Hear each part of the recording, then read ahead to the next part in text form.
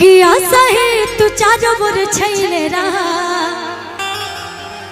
आयो पिया बिहार के हिलैले रहा कि जमन बोलल के गोली से और मारत चला। थोड़ा आप लोग देखिए, प्रशासन से आग्रह थोड़ा मेरी माता बहनों को कोई दिक्कत न हो।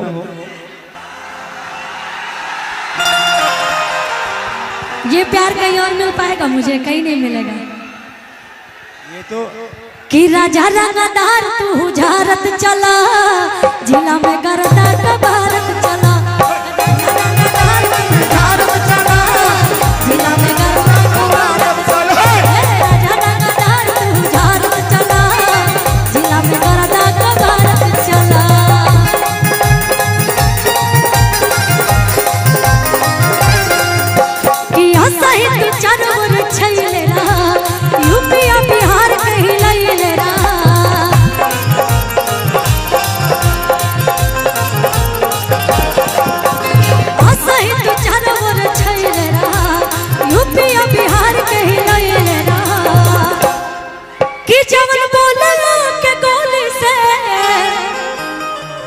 भारत चला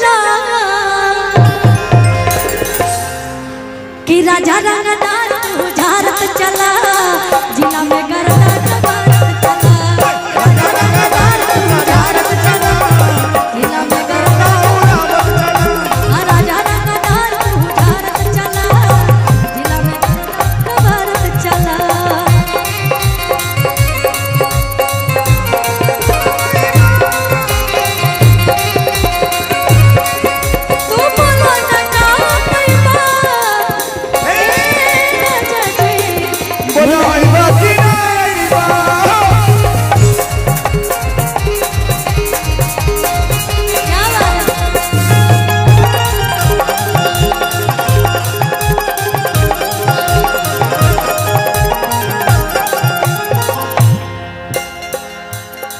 कि पेनी सिकड़ी अमीरो लागेला, काला चश्मा में हीरो लागेला। पेनी सिकड़ी अमीरो लागेला, काला चश्मा में हीरो लागेला। मन करे खाई जाए सनम, तू तो सेव कश्मीर लागेला। मन करे खाई जाए सनम, तू तो सेव कश्मीर लागेला। आ फेवरेट रंग बीरो लागेला, काला चश्मा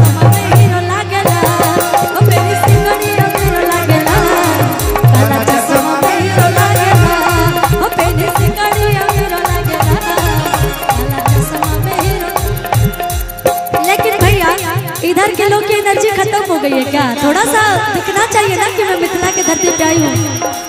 और इधर के लोग के लिए एक लाइन बोलूंगी, जो भी इनकी प्रेमिका होंगी चाहे जो भी होगी, वो यही कह रही होंगी कि हमारा बुलेटवा पे कोई बैठ के सटल बकीना। हमारा बुलेटवा पे कोई बैठ के सटल बकीना। अगर इस बात में सच्चाई होगी तो आप लोग ठुमका जरूर लगाएंगे कि बोलू बोल रे पतरका, बोलू बोल रे पतरका, हमारा से पटवे कीना। बोलू बोल रे पतरका, हमारा से पटवे कीना।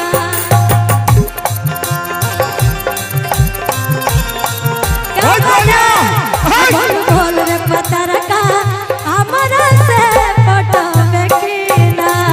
बोलू बोल रे पतरका, हमारा से पटवे कीना। और इधर भी बहुत सारे लोग हैं हमारे। एगो ये गर्मी के सीजन चला था, तो एगो औरत अपना पति से एगो फरमाइश करता रही। कहा तरीका कि सूट सलवार रजा साड़ी चुभे कमरिया में। सूट सलवार रजा साड़ी चुभे कमरिया में। मैं काफी दूर आ गई हूँ, आवाज मुझे खुद पता नहीं चल रहा है। कि ले लो मैं कसे मजा दे गरमिया